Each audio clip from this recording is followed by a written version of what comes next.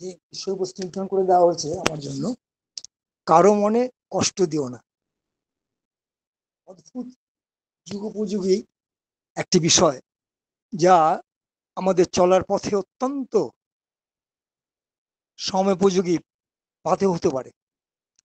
নিজের পরিবারে, পারিপার্শ্বিকে, কর্মক্ষেত্রে, রাস্তাঘাটে চলার পথে আমরা যখন মানুষের সঙ্গে চলাফেরা করি, how to behave other person, তাদের সঙ্গে আমাদের কোনো আচরণে, কোনো ব্যবহারে আমরা যেন নিজের অজান্তে কাউকে কষ্ট না দিই, সেই সেই বিষয়ের উপরেই যেন অদ্ভুত একটা বিষয় আজকে যে কারো মনে কষ্ট দিও। নিউটনের থার্ড ল কথা আছে, every action in nature there is an equal and opposite reaction. আবার বলছি, every action in nature there is an equal and opposite reaction. নিউটনের থার্ড ল, প্রত্যেক ক্রিয়ার বিপরীত প্রতিক্রিয়া আছে। আমি যদি দরজায় হাত দিয়ে আঘাত করি, দরজায় আঘাত করার ফলে ওই আঘাতটা আমার হাতও কিন্তু ব্যথা লাগে। আমি যাদের সঙ্গে চলাফেরা করি, যাদের সঙ্গে মেলামেশা করি, আমার অজান্তে যদি তাদের কোনো ব্যথা দিয়ে ফেলি, তার পরিবর্তে কিন্তু আমাদেরও ব্যথা পেতে হবে। আমরা একটা অদ্ভুত যুব সন্ধিক্ষণে এসে বসে গেছি। রাস্তাঘাটে চলার মধ্যে দিয়ে অযথা অকারণে অনেক সময় বাক বেতনটা জড়িয়ে পড়ি। সেখানে আমার পরিচয়, আমি সৎসঙ্গ হিসাবে কেমন করে ট্যাকেল করবো সেই সময় পর্যবেক্ষণ। ঠাকুর ছিলেন শখ অ্যাবজর্ভার, দুঃখকে, কষ্টকে অ্যাবজর্ব করতে পারে। কাহার পাড়ার কিছু মানুষ, দেওঘরে ঘটনা, কাহার পাড়ার কিছু চাষি মানুষ তখন ভীষণ দারিদ্র, সেই হাঁটুর উপরে ফুট কাপড়, একখানা কাপড় ভাগ করে পরে, তাতে গামছা। মানুষগুলো এসে তার দুঃখের কথা, কষ্টের কথা ঠাকুরে জানাবে, এই বলে তারা সময় বুঝতে পারেন চলে এসছে। আর ঠাকুরের তখন বিশ্রামের, যিনি যিনি দাঁড়িয়ে ছিলেন ঠাকুরের ঘরে, যারা প্রহরী ছিলেন, প্রহরত ছিলেন, তারা ওই পাহাড় পাড়ার যে চাষি মানুষগুলো, দরিদ্র মানুষ ছিলেন, তাদের সঙ্গে ব্যবহার, তারা কষ্ট পেয়ে মনক্ষুণ্ণ হয়ে চলে গেলেন। চলে যাওয়ার ফলে ঠাকুর সেই প্রহরীকে বা সেই দাঁড়িয়ে ডেকে বলেন, ফিরে ওরে, ওদের কেমন করে ব্যথা দিলি কেন? ওরা যে কষ্ট, ওরা যে ওরা যে ওরা যে কষ্ট পেল, কি অভিনয়? ঠাকুর বলছেন, ওদের ডাকিয়ে আমি কথা বলি। ঠাকুর বিশ্রাম খুলে তাদের ডাকানা করালেন, ওদের কষ্ট নিরসন হলো ঠাকুরের শ্রীমুখের মিষ্টি কথা। অদ্ভুত ঠাকুরের পাবনার একটা ঘটনা। তখন কোনো কারণে এক দাদা প্রধান্বিত হয়ে তামার পয়সা ছুঁড়ে দিলেন। ছুঁড়ে ঠাকুর কপাল লাগে, কপাল থেকে দরদর রক্ত পড়ছে। সবাই ভাবলেন অমানুষ নাকি, এই পয়সা ছুঁড়ে দিয়ে ঠাকুর কপাল রক্ত ঘটালো। ঠাকুর কিছু বল, অতীত বহুদিন পর সেই মানুষটা তার কর্মফলের জন্যই হোক, তার ভাগ্যদোষী হোক, যখন তার দারিদ্রকে ঘিরে ধরলো, যখন দেশ ভাগ হলো, ঠাকুর যখন চলে এলেন, এসেছিলেন দেওঘরে, সেই সময় সে বৃদ্ধ বয়সী লোকটি যখন ঠাকুর বাড়িতে গেছে, দূর থেকে দেখে ঠাকুর তাকে জড়িয়ে, যে মানুষটা একদিন ঠাকুরের কপালে পয়সা রক্তপাত ঘুরিয়েছিলেন, তাকে ঠাকুর আলিঙ্গন করলেন। এই যে কষ্ট দেওয়া মানুষকে তিনি ক্ষমার সুন্দর দৃষ্টি দেখলেন। কি অদ্ভুত ঘটনা! এই তার জীবন তিনি শেখালেন যে আমাদেরকে ব্যবহার কেমন হতে হবে, আর আমাদের কষ্ট কারো মনে দেওয়া যাবে না, কোনো মতেই নয়। যার জন্য সকলবার সংকল্প করি, আমি সংকল্প নিস, ইষ্টবিধি আগে হোক পরেই হোক, আমরা বলি আমি অক্রোধী, আমি অমানি, আমি নিরস, আমরা বলি। এই সংকল্পের মধ্যে দিয়ে আমাদের বিহেভ, আমাদের ব্যবহার নিশ্চয়ই ওঠে। আশ্রমের এক মা তার ছেলেকে নিয়ে ভীষণ ব্যস্ত পড়েছে। কিছুতেই ছেলে ছেলে মাকে কষ্ট দেয়, বিভিন্ন কারণে, বিভিন্ন কারণে কষ্ট দেয়। ঠাকুর একদিন ওই ওই ওই ওই দুষ্টমনা ছেলেটিকে ডাকলেন, কাছে ডাকলেন, কি যে তুই যে মায়ের কষ্ট দেয়, আমার তো কষ্ট লাগে। আমি যখন তা শুনি, আমি যা আমি যা কই তা শুনবি না? হ্যাঁ ঠাকুর শুনবো। তুই দেখতো ওই চেরি গাছের ফলটা কেমন লাগে, তুলি আন। ছেলেটা চেরি গাছের ফলটা তুলে আন, খা আমার সামনে খা, দেখতো। সেই চেরি ফুল খাচ্ছে, খাচ্ছে ছেলেটি। আর মায়ের সঙ্গে, মাকে কষ্ট দিয়ে মায়ের সেই কারখানার ম্যানেজারের কাছ থেকে চাবি ছিনিয়ে ওই চাবি নিয়ে ঘুরে বেড়াচ্ছে, মা চাবির জন্য ঘুরে বেড়াচ্ছে। চেরি ফল খেতে গেলে চাবিটা ঠাকুর ছিল। ঠাকুর একটি কথায়, তুই যে মায়ের কষ্ট আসছে, আমি কষ্ট। কারো মনে বিষ্ণু ব্যথা, যে ব্যথা লাগে তার অন্ত। কারো মনে বিষ্ণু ব্যথা, যে ব্যথা লাগে তার অন্ত। আমি যদি কোনো মানুষকে ব্যথা দিই, কষ্ট দিই, সে ব্যথা পরম পিতার শরীরে লাগে। সেই যে মাকে কষ্ট দেওয়া ছেলেটি চলে গেল ঠাকুরের সান্নিধ্যে এসে। আমরা বহু ঠাকুরের জীবনে দেখা গেছে স্ত্রীকে মারধর করেছে কোনো কারণে। আশ্রমে ঠাকুর বাংলা এসে পাল্লার পাশে ঠাকুর প্রণাম না করে দূর দূর দূর দিয়ে যাচ্ছে। ঠাকুর তো চতুর্থরামন যারা বসেছিলেন তাদের বলেন, ওরে ডাকিয়ান, কথা কব। তিনি বুঝতে পেরেছেন যে ও আজকে রাত বউকে বর্ষায় ঝড় করেছে বা মারধর করেছে, এখানে আসবে না, প্রণাম করতে আসবে। ঠাকুর ওরে ডাকিয়ান, আমি কথা কব। যিনি ডাকতে গেলেন তিনি গিয়ে বলছেন, কি ঠাকুর প্রণাম, কোথায় যাচ্ছ তুমি? হ্যাঁ, উল্টা পাল্টা একটু বলে দিল লোকটাকে, সেও রেগে গেল। এমনি বর্ষাতে ঝগড়া করে এসছে, এমনি তার রাগ। তারপর ওই দাদাজি ওই বলাতে সেও রেগে গেছে। ঠাকুর বলছেন, তোরে আমি কি কবার কলাম আর তুই কি কয়ে এলি?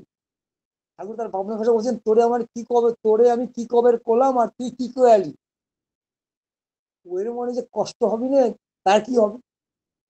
ওর মনে যে কষ্ট হবে না, তার কি হবে না? ঠাকুর বলছে, ওই লোক যে কষ্ট হবে তাতে তার কি হবে? আবার যা, আবার যা, ওরে ডাকিয়ান, আমি কথা বলবো। লোকটা ঠাকুর সামনে হাত করে হাউ হাউ হাউ কেঁদে উঠছেন, ঠাকুর আমি এর জীবনে কখনো বউকে মারধর করি, ঠাকুর সে ব্যবহার করি। ঠাকুর প্রত্যেকটি তার জীবন দর্শনের মধ্যে দিয়ে আমরা দেখতে পাই যে কেমন করে মানুষকে সত্য সুন্দর পথে তিনি পরিবর্তিত করেছেন। বহু ঘটনার মধ্যে দিয়ে আমরা এমন করে দেখি যে এক দাদা মায়ের সঙ্গে ঝগড়া করে, মার সঙ্গে ঝগড়া করে আশ্রমে গেছে। ঠাকুর তখন জানেন যে দূর থেকে দেখছেন, সে নিজের হাঁটু মুড়ে প্রণাম করছে না, দূর থেকে সজনে গাছ ছিল, এই বড় মার ঘরের দিকে যেতে মানে সজনে গাছ ছিল, ও সজনে গাছের কাছে দাঁড়িয়ে ঠাকুরকে দেখছেন। ঠাকুর ওরে ডাক, ওরে ডাক। সবাই পিছনে তাকাচ্ছে, কাকে ডাকছেন ঠাকুর, কার সাথে কথা বলি, কাকে ডাকছেন, কাকে ডাকছেন? সবার পিছনে তাকাতে দেখছেন একটা দাদা হাত ধরে দাঁড়িয়েছে। ওরেই ডাক, ওরেই ডাক। ও যখন এলো, ঠাকুর ঠাকুর বলছি, কিরে কখন আলি, মনে উঠলি, আসিস, আয় আসো গা, কথা কব। কি অদ্ভুত, যে ছেলেটি মায়ের সঙ্গে ঝগড়া করে আশ্রমে এসছে আমাকে কষ্ট দিয়ে, তারে ঠাকুর বললেন, কিরে কখন আলি, মনে উঠলি, খাইছিস, আয় আসো গা, কথা কব না। কি অদ্ভুত কথাগুলো শুনে তার চোখ দিয়ে কষ্ট জল করছে। ঠাকুর আমি ওর মাকে কষ্ট দেবো না, ঠাকুর আমি ওর মাকে কষ্ট দেবো না। কারো মনে বিষ্ণু ব্যথা, সে ব্যথা লাগে তরম। গানের এই যে লাইনটা বারবার মনে পড়ে। কাউকে কষ্ট দেওয়া যাবে, আমাদের সুব্রহ্মা একটা অদ্ভুত সাবজেক্ট আজকে দিয়েছেন। সত্যি কিন্তু আমরাও ভাবি যে আমাদের ব্যবহারে কেউ কষ্ট পাচ্ছে, আমার কথায় কেউ কষ্ট পাচ্ছে, জানি না কথা বলবো কেমন করে। ঠাকুর বলে, কথায় কইবি গুড়ের মতো, কথা কইবি গুড়ের মতো লেপ্টে রইবে গায়ে, মিষ্ট কথা উষ্ট হলে উল্টো পানে ভাই। কি অদ্ভুত কথা! কথা কইবি গুড়ের মতো লেপ্টে রইবে, কথা গুড়ের মতো অনেক দেওয়া। যার উদ্দেশ্যে কথা বলছি তার গায়ে সরে জড়িয়ে থাকবে কথাগুলো। কথা কইবি গুড়ের মতো লেপ্টে রইবে গায়ে, মিষ্টি কথা, আবার যে মিষ্টি কথা উষ্ট যদি হয়, কষ্টদায়ক হয়, উল্টো হয়ে যেতে পারে। ওই যে মায়ের সঙ্গে ঝগড়া করে মাকে কষ্ট দিয়ে যে গেছে আশ্রমে, তাকে ঠাকুর বললেন না, তুই মাকে কষ্ট দিয়ে আলি কেন, তা বললেন না, বললেন কিরে কখন আলি, মনে উঠলি, খাইছিস, খাই আসো গা, কথা বলে। কি অদ্ভুত ভাবে তার মনের কষ্টটাকে দূর করে দিয়ে তিনি সত্য সুন্দর সময় পথে এগিয়ে দিলেন। প্রথমে যে কথা বলেছিলাম না, যে every action has nature there is an equal and opposite action. প্রত্যেকটা বিপরীত প্রতিক্রিয়া আছে। ঠাকুর তো বললেন, স্বামী স্ত্রীতে ঝগড়া করে, ছেলে পুলে দেখে, বললেন সদর দরজা বাসাগুলিতে। আমি যদি বউকে কষ্ট দিই, আমি যদি ছেলেকে কষ্ট দিই, আমি যদি মা বাবা কষ্ট দিই, একটা অদ্ভুত পরিস্থিতির মধ্যে আমরা চলছি। কলকাতা সহ ভারতবর্ষের বহু বড় বড় শহরে এখন বৃদ্ধাশ্রম ভরে গেছে, অনেক কষ্ট। আমি যখন কলকাতা ছিলাম দেখেছি যে একটা বৃদ্ধাশ্রমে গেছিলাম, বৃদ্ধ বয়স্ক মানুষজন যারা রয়েছেন সবাই মনের কষ্ট, সবাই মনে কষ্ট আছেন। কেউ ছেলের কাছ থেকে, মেয়ের কাছ থেকে, জামাইয়ের কাছ থেকে, হয়তো স্বামীর কাছ থেকে অপ্রত্যাশিত কষ্ট পেয়ে তারা বৃদ্ধাশ্রমে শুনেছে। দেখেছিলাম কয়েকটা বৃদ্ধাশ্রম দেখেছিলাম, কোন সৎসঙ্গ পরিবারের বৃদ্ধারা বৃদ্ধাশ্রমে সবসময় জানে কাউ কষ্ট দেওয়া যাবে। এখন যৌথ পরিবার দেখা যায় সৎসঙ্গের মধ্যে, বহু জায়গায় যৌথ পরিবারের মধ্যে, যেমন আমরা 5 ভাই এখন একসঙ্গে আছি। বাবা মা শিখেছেন যে একসঙ্গে থাকার সুফলটা কোথায়।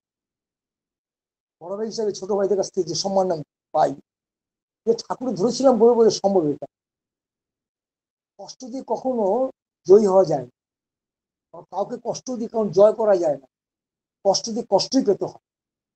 সেজন্য আমাদের চলা বলা করা, আমরা এই বর্তমান প্রজন্ম এখনো প্রতিনিয়ত কেউ বেকারত্বের জ্বালায়, কেউ আর্থিক অনটনে, কেউ অভাবে পড়ে মানুষ বিভ্রান্ত। প্রধান হুইল রাস্তাঘাটে পথে বাসে ট্রেনে যেতে যেতে বহু মানুষকে দেখা যায় অযথা অকারণে ঝামেলায় জড়িয়ে পড়ে। প্রতিবাদ আচার্যদের দয়া করে আমাদেরকে আজকে সংশোধিত হওয়ার জন্য শিক্ষাপত্র সমীক্ষার কাজ যেভাবে পাঠাচ্ছেন গ্রাম গঞ্জ শহর, আমরা দেখতে পাচ্ছি কত প্রশ্নের সম্মুখীন হচ্ছি। লাগা যাবে আর কোথাও নিতে কষ্ট দেওয়া যাবে, এমন ভাবে কথা বলেন যে কথা শুনলে পরে রক্ত টকবক করে ওঠে। অথচ তখন ধৈর্য ধরে সহ্য করে শান্তভাবে সে কথার মর্মার্থ বুঝে তাকে মিষ্টিভাবে তার মনের কষ্ট দূরীকরণ করার জন্য আমাদের পাঠিয়েছেন শিক্ষাপত্রিকার কাজ। কত পরিবার অযথা মনের কষ্টে ঠাকুরকে দূরে সরে আছেন, তার আবার ফিরে আসছেন, এই পথ ধরে এগিয়ে চলেছে। আমরা যারা এই সৎসঙ্গে অনলাইনই হোক আর অফলাইনই হোক, যারা সৎসঙ্গে যাতায়াত করি, আমাদের চরিত্র সংশোধন হয়ে যাচ্ছে আমাদের অলক্ষ্যে। আমরা বুঝতেই পারছি না কেমন করে আমাদের পোশাক পরিচ্ছদ আচার ব্যবহার চলন চাউনি পরিবর্তন হয়ে যাচ্ছে এই ঠাকুরের চলনায় চলে। ঠাকুর যে কথাটা বললেন না, চাউনি তোমার মিষ্টি করো কথা, চলন তোমার নিশ্চয় ঘোষর সবার ভাই। তিনি নিজের দিন গুণের মালিক, অথচ তিনি আমাদেরকে বললেন এবারে সেভার অফ ম্যানকাইন্ড, এর সেল্ফ অফ ম্যানকাইন্ড। তুমি মানুষের আশ্রয়দাতা, তুমি মানুষের শেল্টার, তুমি মানুষের দুঃখ কষ্ট দূর করা তুমি অবলম্বন। কি অদ্ভুত ভাবে আমাদেরকে এক একটা ঠাকুর পৌঁছাতে, গুরু হতে চেয়ে না, গুরুমুখ চেষ্টা, গুরুমুখ হওয়ার চেষ্টা আমাদের মধ্যে দিয়ে মানুষ আগ্রহ ও আমি তোমার হব, আমায় দেখে বলবে লোকে তুমি আছো জীবন বলল। দূর দূরান্তের মানুষ আমরা যখন একত্রিত হই, যখন দুহাত তুলে বলি জয় গুরু, মনে হয় যেন জন্মান্তরে আমরা আপন, মানে একই পরিবারের আমরা। We come from different place, now are in same boat. কে কোথা থেকে কেউ জানি না, কেউ গুজরাট, কেউ আসাম, কেউ উড়িষ্যা, কেউ বেঙ্গল, কেউ ঝাড়খণ্ড, কেউ উত্তরাখণ্ড, কেউ অদ্ভুত। We come from different place, now we in same boat. আমরা এক নৌকার যাত্রী। সৎসঙ্গ কমিউনিটি, আমরা সবাই সৎসঙ্গী। কি অদ্ভুত। আমরা সবাই দেওঘরে যখন যাই, দেওঘরে মহামিলন তীর্থে আমরা পৌঁছাই, পূর্ণ তীর্থে যখন যাই, রাস্তাঘাট স্বনিয়ন্ত্রিত মানুষ আমরা, পুলিশ প্রশাসনের প্রয়োজন, সেখানে ভলেন্টিয়ার প্রয়োজন হয়, সবাই স্বনিয়ন্ত্রিত। রাস্তাগুলো এই কদিন আগে আমি দেখে গেছিলাম, আর বৃদ্ধ হাতে ব্যাগ নিয়ে খুঁজে হয়ে হাঁটছে। এক রিক্সাওয়ালা, দেওঘর রিক্সাওয়ালা রিক্সা থেকে নেমে ওই বৃদ্ধকে রিক্সা তুলে নিল। আমি অবাক তাকিয়ে দেখছিলাম, বৃদ্ধ হয়তো পয়সা হবে রিক্সা উঠতে পারছেন না, অথচ এক রিক্সাওয়ালা, সে বাংলা ভাষা বুঝেও না, সেই লোকটিকে রিক্সা তুলে পৌঁছে দিলেন আসিফের বাড়ির কাছাকাছি। পরে জিজ্ঞেস করছেন, আপনি কত ভাড়া দিলেন? না, ভাড়া নেয়নি। এই সহমর্মিতা, কষ্ট, কষ্ট বুঝে, মানুষটি কষ্ট বুঝে তাকে এই যে সমবেদনা প্রকাশ, তাকে পেয়ে দিয়ে দেওয়া আবশ্যক। পরম দয়াল পুরুষোত্তম ঠাকুর কুলচন্দ্র আজকে দুনিয়ার বুকে এসে সহমর্মিতা, মানুষকে অন্তর থেকে প্রবাসার একটা অদ্ভুত রাস্তা দেখিয়ে দিলেন। কেমন করে, কিভাবে আমরা মানুষের সঙ্গে কষ্ট না দিয়ে আমি মিলে দিতে। আমার এক কলিগ, দাদা আমাদের ব্রেকআপ হয়ে গেল। ব্রেকআপ মানে বন্ধু বিচ্ছিত হয়ে গেছে, বহুদিনে বন্ধুত্ব, কিছু টাকা ধার নিয়েছি, টাকা ধার দিতে পারেনি, শোধ করতে পারেনি, সেই জন্য ঝগড়াঝাটি করে সে বন্ধু বিচ্ছেদ হয়েছে। আমি কি, বিচ্ছেদ তো কখন হয় না, আমি তো মিলনের কথা বলে, আপনি গুরু ভাই, উনিও গুরু ভাই, টাকাটা শোধ করতে পারেনি বলে আপনি তাকে মনে কষ্ট দিলেন, আজকে সৎসঙ্গ আসা বন্ধ করে দিয়েছে। ও সৎসঙ্গ আসে না, কেন আসে না? ওই লোকটা দেখা হলে টাকা চাইবে, এইগুলো আসে না। কত টাকা পাইনি, ওই 1000 টাকা, 1000 টাকা উনি দিতে পারছেন। আমরা গুরু ভাইদের কাছে ওনার অলক্ষে, ওনাকে দেখলাম, ওর দুরবস্থা থেকে বুঝলাম, বুঝিয়ে যখন তাকে আমরা সংগ্রহ করে টাকাটা ওনার আমরা সেই টাকার টাকা শোধ করে, সেই দাদা যখন টাকা শোধ করে দিল, চোখের জল ফেলে আপনার যাজন করে দীক্ষা দেওয়া। দেখুন, অত মনের কষ্টে সবসময় যাচ্ছিল না, একজনের ব্যবহারে রুষ্ট হয়ে, একজনের বন্ধুর ব্যবহারে রুষ্ট হয়ে, বন্ধুর কাছে কষ্ট পেয়ে সবসময় বন্ধ করে দিয়েছিল। আবার কিছু সৎসঙ্গীদের ব্যবহারে সে আনন্দিত হয়ে ধার দেনা পরিশোধ করে এখন সবসময় যাচ্ছে, দীক্ষা দেওয়াচ্ছে, যাজন করছে, ওয়ার্কসে মানে শিক্ষাপদ সংশোধন কাজ যাচ্ছে। আমরা এই যে পরম পিতা, তিনি দয়া করে আমাদের পথের সন্ধান দিলেন, আমরা কিভাবে, কেমন করে পরম পিতার কাজে অগ্রসর হতে পারি। দিন দুনিয়ার মালিক, বিশ্বের যিনি ত্রাতা, পরম দয়াল পুরুষোত্তম ঠাকুর চন্দ্র, তিনি আজকে মানুষকে দেখিয়ে দিলেন কেমন করে প্রেমের চর্চা করতে, কষ্ট না দিয়ে মানুষকে আপন করা যায়, মানুষকে কষ্ট মধ্যে না ফেলে তাকে আপন গঞ্জির মধ্যে এনে নেওয়া যায়, সেই পথের সন্ধান তিনি দিলেন। আচার্যদেব এক কথা বলছে, প্রেমের চর্চা করতে হবে, ভালোবাসা কথা বললেন, মানুষ ভালোবাসতে বললেন, আর কি বললেন, প্রভু তাকে ভালোবেসে যেন আমি কাউকে কষ্ট না দিই, ব্যথা না দিই, সে পরিবারই হোক, পারিপার্শ্বিক হোক, পথে ঘাটে হোক, ট্রেনে বাসে যেখানেই হোক, আমার আচরণ আমার এমন হোক। আমার মনে পড়ে একদিন আমি যাচ্ছিলাম, পাশে একটা ইয়াং ছেলে, সে ইঞ্জিনিয়ারিং কলেজে পড়ে, আমি দাঁড়িয়ে আছি দেখে সেই সেই ছেলেটি আমাকে বসতে বললো। আমি দ্বিতীয় বেঞ্চে পড়া ছিলাম, সব লোক তাকিয়ে দেখছে, একটা ইয়াং ছেলে একটা বয়স্ক মানুষকে বসতে দিল। সেই ছেলেটি দাঁড়িয়ে বলছেন, উনি আমার ঋত্বিক দেব, উনি দাঁড়িয়ে থাকলে আমি বসি কি করি, কি অদ্ভুত। অথচ আমরা অনেক রাস্তাঘাটে চলাফেরাতে বয়স্ক মানুষ যদি দাঁড়িয়ে থাকে, আমরা তার কষ্ট অনুভব করতে পারি না। অনেকের হাঁটু ব্যথা, কোমরে ব্যথা, তার সত্ত্বেও বহু কষ্টে বাসের ট্রেনে যাতায়াত করে। সৎসঙ্গে কোনো ভাই যদি থাকেন বাসের ট্রেনে বসা, তারা নিশ্চয়ই দেখবেন ওই কষ্ট অনুধাবন করে, ওই বৃদ্ধ মানুষটি কষ্ট অনুভব করে এবং তাকে বসতে যায়, জায়গা করে দেয়। বউকে দেখেছি, আমার বউকে দেখেছি।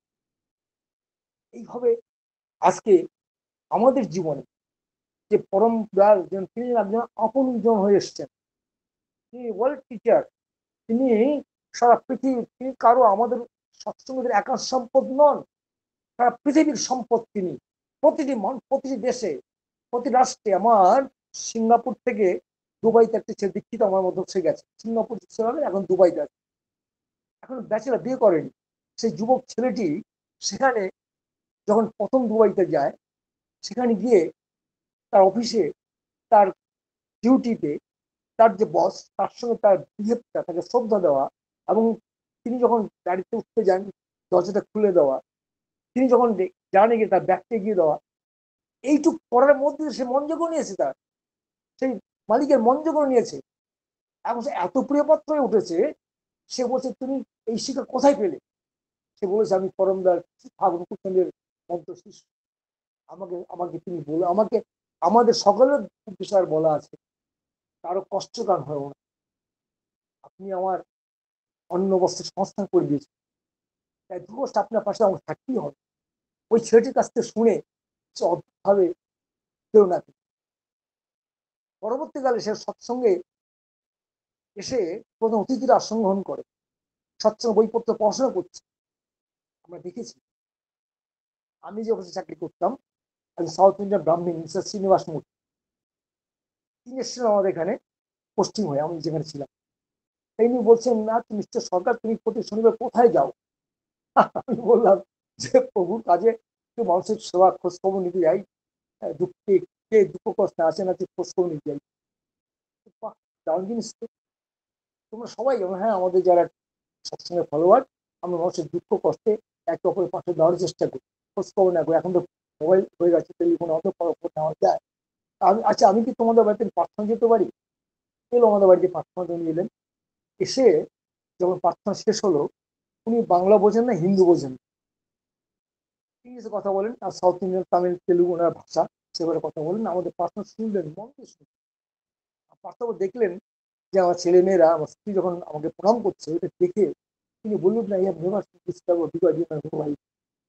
I have never seen this type of reward in my life. আমি সারা জীবনে এমন সুবিধা দেখিনি যে ইভিনিং প্রেয়ারের পরে বাড়ির মালিককে বা গৃহকর্তাকে এইভাবে ছেলেমেয়েরা তার সহযোগী প্রণাম করে। Never seen this type of reward whole life, জীবন দেখি। সরকারকে আমি তুমি নির্বাচন লিখতে পেরেছি, তুমি আমাকে তোমার গুরু কোনো বইপত্র দিতে পারো প্লিজ, আই গিভ ইউ। এটাকে বই সেন্টেন্স ভলিউম তো বই দিলাম, প্লিজ বলি। আমরা সৎসঙ্গীরা সারা রাত যে কোনো বই পড়েছি জানি না, মিস্টার শ্রীনিবাস মূর্তি সারা রাত ধরে বইটা পড়েছেন। সকালে এসে বলছেন, mister Sakal I am ready for initiation, kindly দীক্ষার জন্য প্রস্তুত, হবে দীক্ষা দাও। হোল নাইট বইটা পড়ে তিনি চোখ চোখ দুটো লাল। আমরা কোনো সৎসঙ্গীরা সারা রাত ঠাকুরের বই পড়েছি কিনা জানি না, আমি তো পড়িনি সারা জেগে। এবং শ্রী বর্দা আছেন দেওঘরে, তখন শ্রী বর্দা ছিলেন দেওঘরে। এমন ভেরি নাইস, আমাদের আমার যার গাইডিং চলি তার কাছে নিয়ে তিনি বলে দেবেন, তিনি দীক্ষা ব্যবস্থা করেন। তাকে নিয়ে যখন আমি গেলাম, শ্রী বর্দার সঙ্গে দাঁড়ান, বাবা বলতাম শ্রী বর্দা, বাবা তিনি দীক্ষা নেবেন। বর্দা তুই দিয়ে দেখা, তুই দিয়ে দেখা। তখন বলছে, কি বলছেন উনি? যে আমাকে দীক্ষা দিতে, আমার মাধ্যমে আপনার দীক্ষা হবে। বলছে নাইস, সেম ডিপার্টমেন্ট, আমরা একই ডিপার্টমেন্টের লোক। অদ্ভুত কি ইডিওলজি ঠাকুরের, যে আমার যিনি বস, ক্লাস 1 গ্রেডেড অফিসার, তখন আমি অফিসার হইনি, জুনিয়র টেলিকম, যেটিও জুনিয়র টেলিকম অফিসার, ঠাকুরের থেকে তার মাধ্যমে একজন guest officer, class 1 guest officer দীক্ষা হল। এই যে যদি আমি ভালো ব্যবহার না, ঠাকুরের পথে না চলতাম, ঠাকুরের মতো যদি না চলতাম, তাহলে ওই লোকটি কিন্তু এরপর আসতে পারত। আমরা সবাই চেষ্টা করব যে আমাদেরকে ওই যে শতনুজ্ঞা, ওই শতনুজ্ঞা শুধু মুখস্থ নয়, ইমপ্লিমেন্ট করা মাই লাইফ, ওন লাইফ। আমার লাইফ ইমপ্লিমেন্ট করতে হবে। আমি অক্রোধী, আমি অমানি, আমি নিরলস, কাম লঘুজিৎ বসি, আমি ইষ্টপ্রাণ, সেবাপটু, অস্থিবৃদ্ধি, যাজন যেত্য পরমানন্দ উদ্দীপ্ত, যে এই যে কথাগুলো বলি, প্রতিটি বাক্য, প্রতিটি কথা যেন আমার অন্তরে স্পর্শ করে, আমার ইমপ্লিমেন্ট হয়ে আমার চরিত্রে, আমার উপর, আমার আচরণে, ব্যবহারে কষ্ট দেয়। তখন আমি পারবো না, তাও কষ্টই। কারণ ওই কষ্ট থেকে কি হবে, আরো মনে নিশ্চয় ব্যথা, যে ব্যথা লাগে তার। আমরা যদি কষ্ট দেই না, বহু কষ্ট পাই, বহু কষ্ট পান। সেজন্য আমাদের নিত্যদিন নাম মনে থাকার কথা বলছেন, ইষ্ট মনে থাকার কথা বলছেন, যে কিভাবে আমরা ইষ্ট মনে চলতে পারি। আজকে আচার্যদেব, অবন দাদা, যেভাবে মানুষগুলোকে তিনি এই সমস্যার সম্মুখীন করছেন, সেখানে গিয়ে আমরা দেখতে পাচ্ছি যে কেমন করে মানুষের কষ্ট দেওয়ার কথা ভুলে যেত। হাজার হাজার কথা বললে, হাজার অসামঞ্জস্য কথা বললেও না রেগে তাদের সাথে মিষ্টি ব্যবহারে আমগানা যেতে পারে। পরমদয়াল পুরুষোত্তম শ্রী ঠাকুর কুলচন্দ্র আজকে এই যুব সন্ধিক্ষণে এক পরম সম্পদ, অ্যাসেট। লেখাপড়া দর হলে শিক্ষা তারা কয় না, অভ্যাস ব্যবহার, লেখাপড়া দল শিক্ষা তারা কয় না, অভ্যাস ব্যবহার এই যেগুলো যদি ঠিক ঠিক না হয় সে বিদ্যাই নয়। বিদ্যালয়ের ছেলে মেয়ে যতই বিদ্যা শিখুক না, বাড়ির শিষ্টা সুস্থ হলে শিষ্ট সব হয়ই না। দ্যাট বিজ্ঞান। আমরা দেখি যে বাড়িতে কেমন করে আমরা বিহেভ করি আমার ছেলের সঙ্গে, আমার মেয়ের সঙ্গে, আমার স্ত্রীর সঙ্গে। অফিস থেকে যখন বলি মা আমার এক গ্লাস জল খাওয়াতে পারো, তখন দেখা যায় আমার মেয়েটি বই ফেলে সে ছুটে এসে এক গ্লাস জল হাতে দাঁড়িয়ে থাকে। যতক্ষণ আমি জলটা খেয়ে বল মা ভালো লাগলো জলটা, মেয়েও তৃপ্তি পায়, আনন্দ। কথা খুবই গুড়ের মতো, এই কথা কওয়া জানা লাগে। রাস্তাঘাটে পথে ঘাটে বাসে ট্রেনে সর্বত্র বিহেভটা আমাদের হওয়া চাই, কষ্ট না দেওয়ার মনোভাবপূর্ণ হয়। পরম দয়াল পুরুষোত্তম শ্রীঠাকুর চন্দ্র আচার্য পরম্পরা সৃষ্টি করে যখন আমরা দেবঘরে যাই, এখনো মনে করে তার সেই মধুর কথা, সেই মধুর কণ্ঠস্বর তাদের মধ্যে যেন পাই। তখন ঠাকুর একটু লোকচক্র অন্তরে গেলেন, আমরা একটু ভাবলাম আমরা অসহায় গেলাম নাকি, আমরা নিরাশ হয়ে গেলাম? তা তো নয়। বুঝবার শিশু বর্দা তিনি কান্ডারি হলেন, কান্ডারি হলেন। তাকে দেখেছি কত মানুষকে তিনি কেমন করে এই ইষ্টময় করে তুলেছেন। দাদা সারা ভারতবর্ষ এই মঠ মন্দির কেন্দ্র বিহার থেকে আরম্ভ করে লোক সংগ্রহ ব্যাপার আরম্ভ করে এবং আজকে বর্তমান আচার্যদেবকে দিয়ে লক্ষ লক্ষ দীক্ষা দিবস, উপজেলা কেন্দ্র, এগুলো করার মধ্যে দিয়ে সব কিন্তু মানুষকে নিয়ে। মানুষ স্থাপন করতে গেলে কষ্ট তো দেওয়া যাবে, কষ্টের মানুষ দূরে সরে যাবে, তো কষ্টের মানে বহু দূরের মানুষ হয়ে যাবে তারা। যার জন্য আমাদের সম্পদ হচ্ছে ভালোবাসা, আমাদের সম্পদ প্রেম, আমাদের ভালোবাসার সম্পদ এই প্রেম চর্চার মধ্যে দিয়ে কষ্টকে দূরীকরণ করা, ক্লেশ সুখ প্রিয়তা, ঠাকুরের ভাষা ক্লেশ সুখ প্রিয়তাকে অবলম্বন করে মানুষের পাশে দাঁড়ানো। কেউ যেন কষ্ট না পায়, ব্যথা না পায় আমার আচরণে, আমার ব্যবহারে, আমার কথা। আর মিষ্টি সুইট কনভারসেশন, সুইট বিহেভিয়ার, এই যে তার কথাগুলো কানে বাজে এখনো, কখন আলি মনে উঠছিস, খাইছিস, খায় শোকার কথা কবনে, এই যে তার মিষ্টি কথা অন্তঃস্পর্শ করে ভালোবাসার মূর্ত। তিনি তাকে কখনো দেখা যায়নি প্রত্যাঘাত করেছে, তাকে কখনো দেখিনি যে কাউকে আঘাত করেছে। একজন দুই গুরু ভাই রাস্তাঘাটে ঝগড়াঝাটি করে একজন একজন প্রহার করেছে, তাকে যখন প্রণাম করেন কি রে ওকে তুই মেরেলি, প্রণাম করে সঙ্গে সঙ্গে বলছে তুই ওকে মেরেলি, তুই ওকে পারলি, যা ক্ষমা চেয়ে ওকে খাওয়ায় তার কথা বল। তারা মুহূর্তে রাগ ভুলে গিয়ে যাকে মারধর করেছেন তাকে কোলাকুলি করেন, আদর করেন, যেটা হরে কৃষ্ণ দোকানে বসে মিষ্টিম করেছেন দুজনে একসাথে ঠাকুর প্রণাম করে। ঠাকুর কুলচন্দ্র, ঠাকুর কুলচন্দ্র যে কেমন করে তিনি মানুষের কাছে কষ্ট দেওয়াটা ভুলিয়ে দিলেন। আজকের এই প্রাসঙ্গিক যে আলোচনা আমরা আসলে করছি, এটা অত্যন্ত মোস্ট ইম্পর্টেন্ট আওয়ার লাইফ, আমাদের জীবন অত্যন্ত উপকারী। যে আমরা এই যারা আজকে সৎসঙ্গে রয়েছি, এই অনলাইনে আছেন, যারা আছেন তারা নিশ্চয় অনুভব করতে পারছেন যে আমার বাড়ির মধ্যে বা বাড়ির বাইরে পরিবেশের মধ্যে শিক্ষাপত্র সমস্ত কাজে গিয়ে আমি উত্তেজিত হয়ে পড়ি। অনেক সামান্য ভাবে তুচ্ছ ঘটনা পাওয়া যাবে। আবার ঠাকুর পাশাপাশি বলেছেন, একটা কথা বলেছেন, তার হলে তৃষ্ট অসীম পরাক্রমণ কিন্তু পশুট্রানে বিক্রম আছে তুই কেমন তোর জন্য। আমার সামনে আবার যদি ইষ্টনিন্দা করেন, আমি যদি সেখানে মুখে না দাঁড়াই, তাহলে আমি কেমন যন্ত্র হয়ে গেলাম। টান হলে তৃষ্ট অসীম, আমার ক্রোধ থেকে তিনি বলেননি যে তুমি মেরে দাও, তা বলেননি। টান হলে তোর ইষ্ট অসীম পরাক্রমণ কিন্তু পশুট্রানে বিক্রম আছে তুই কেমন তোর। সাবধান করে দিলাম, অযথা ক্রোধকে ব্যবহার করতে রাখবে। পরাক্রম করতে বললেন, ইষ্ট তেজের মতো বললেন, ওরে তুই ওটা আজি আগুন লেগেছে কোথা, কার সংকটে উঠে আসছে বাজি জাগাতে জগৎ। এই জগতের পৃথিবীর মানুষকে বাঁচাতে জাগাতে কে এসেছেন? মানুষকে শুচিসুখ দম্ভিত সন্তান করতে এসেছেন কে? পরমদাস শ্রাবণ পুত্র। তিনি চান আমরা সকলেই দেবত্বে পৌঁছাই, আমাদের দেবপম চরিত্র আমাদের হোক। আমরা ভুলে যাই আমাদের যারা কেউ কষ্ট পাবে, আমরা ভুলে যাই আমাদের যারা কেউ আঘাত পাবে। সমস্ত দ্বিধাদ্বন্দ্ব বলে আমরা একে অপরের সঙ্গে কাঁধে কাঁধ মিলিয়ে অভ্যাস করতেই পারি। কারণ তিনি যাকে আমি, যার সময় দ্বন্দ্ব, যাকে আমি কষ্ট দিচ্ছি সে তো আমার প্রভুকেই ডাকছে। যাকে আমি, যার মানে ব্যথা দিচ্ছি সে তো আমার প্রভুকেই ডাকছেন। আমি কেন আমাদের দ্বন্দ্ব থাকবে, কেন বিভেদ থাকবে? আমরা মিলেমিশে একত্রে প্রভু গুণগান গাইতেই পারি। সেই যে বারবার করে বলতে ইচ্ছা করে, সে কারো মনে বিষ্ণু ব্যথা, যে ব্যথা লাগে তার অনেক। তিনি ব্যথা পান এমন কোনো কাজ আমি করবো না, তিনি কষ্ট পান এমন কোনো কাজ আমি। তোমায় ভালোবাসি বলে কত লোকে কত বলে, যে যায় বলুক কি যায় আসে, তোমায় ছাড়া দিন কি চলে।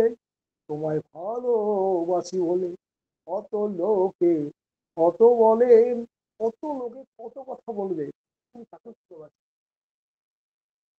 এবার যে রবীন্দ্রনাথ বাড়ি সবার জন্য বললেন কর্মীদের, পুরো কর্মী আমাদের পেছনে প্যান্ডেলটা ভর্তি। তিনি বললেন, মা আমাকে বলেন, বলছেন, মা আমাকে বলেন তুই কম পড়াশোনা করিস, পড়াশোনা করা লাগে। রবীন্দ্রনাথ বলছেন, আমি আজকে বইটা পড়ে একটা বাণী পেলাম, আপনাদের জন্য জানাচ্ছি। তোমার ভিড়ের ছাড়া আকাশ, শয্যা তোমার শ্যামল মায়ের বুক পিছে রয়েছে জিজ্ঞাসা বিকাশ। মনে রেখো ক্ষুধা অন্ন পাবে না, তৃষ্ণা জল পাবে না, পরিধানে বস্ত্র হবে না, রোগের শোভা পাবে না। আত্মীয় স্বজন পরিবার পরিজন যারা তোমার উপর নির্ভর করে জীবন দান করছে, দুর্দশা পরিবেশনে সকলে নিষ্পেষিত হয়ে যাবে, তবু তুমি ঘৃণা করবে, তোমার বিচার উপস্থাপিত করবে, তবু তুমি অটল থাকতো, অচল থাকতো। জীবন ঘর বাড়ি নাও থাকতে পারে, আকাশ আমার ঘরে ছাদ হতে পারে, এই যে সবুজ ঘাস বিছানো হতে পারে, কোথায় অন্য নাও পাওয়া যেতে পারে, তৃষ্ণা একটু জল নাও পেতে পারে। আমার আপনজন যারা আমাদেরকে বিচার করে, এই ঠাকুর ঠাকুর তোর কি হলো, ঠাকুর কি হলো বলতে পারে, তবু আমরা কখন সব কষ্টকে মাথায় নিয়ে, সব কষ্ট দূরে সরিয়ে দিয়ে, প্রত্যেকের কষ্ট লাঘব করার জন্য আমরা দেবদূতের মতো প্রতি ঘরে ঘরে গিয়ে এই কষ্ট দূরের মন্ত্র আমরা গ্রহণ, নিজে কষ্ট পাবো না, কাউকে কষ্ট দেবো, নিজে কষ্ট পাবো না, কাউকে কষ্ট দেবো না। দেববম অধিকারী হয়ে সকলকে আমরা ওই প্রভুর শ্রীচরণে যারা ঠাই দিতে পারি, তার জন্য আমরা ইষ্টময় চলার চেষ্টা করি না। আচার্য কেন্দ্রিক চলনায় চলে আমরা উদ্বুদ্ধ হই, সে যে যেখানেই থাকি। আমাদের সুব্রহ্মা অসুস্থ, তা সত্ত্বেও তিনি লিঙ্কের মাধ্যমে কত রাজ্যের মানুষকে একত্রিত করে ফেলেছে। তার প্রচেষ্টাকে সাধুবাদ জানাতেই তো হয়। অসুস্থ অবস্থায় তিনি ঠাকুরকে, এই ঠাকুরের ইষ্ট আলোচনার জন্য আজকে কত রাজ্য আমরা একত্রিত, ইন্টারন্যাশনাল এই মর্নিং সৎসঙ্গ হচ্ছে গুজরাট থেকে, আমরা নিজেরা চুক্ত ধন্য হয়েছি, আমরা আপ্লুত হচ্ছি। গানে, আলোচনায়, পাঠ্যপুস্তক এই শুনে আমরা আমরা সকলেই উদ্বুদ্ধ হচ্ছি। সমস্ত দিনটা আমাদের ভালো হয়ে যায়, ভালো কাটতে পারে। আমরা সংকল্প নেই আজকের দিন অন্তর এমনি করে শুরু হোক, কাউকে কষ্ট দেব। যারা জৈন ধর্মাবলম্বী, খুব কাছে আমাদের এই অঞ্চলে যেখানে আমি থাকি, এখানে অনেক জৈন ধর্মাবলম্বী আছে, ঠাকুর দীক্ষা অনেকে নিয়েছেন। তারা অনেকে এখনো, যখন করোনা আমরা মাস্ক ব্যবহার করতাম, তার এখনো মাস্ক ব্যবহার করে। রাস্তায় যখন যান অনেকে ঝাড় দেন, এটা একটা পৃথিবীর পাইপ তোলা করে কষ্ট। কি সহনশীলতা জৈন মন্দিরগুলোতে দেখবেন যে কিভাবে তারা একটা পশু পাখি গাছপালাতে কষ্ট না পায় তার জন্য তারা ব্যবহার করে। অদ্ভুত তাদের আচরণ। যাই হোক, পরম পিতার অদ্ভুত যেন প্রার্থনা জানাই যে আজকে অনলাইনে আছেন সবাই সুদীর্ঘ সচেতন হয়ে উঠুন, ভালো থাকবেন। আমরা জয়।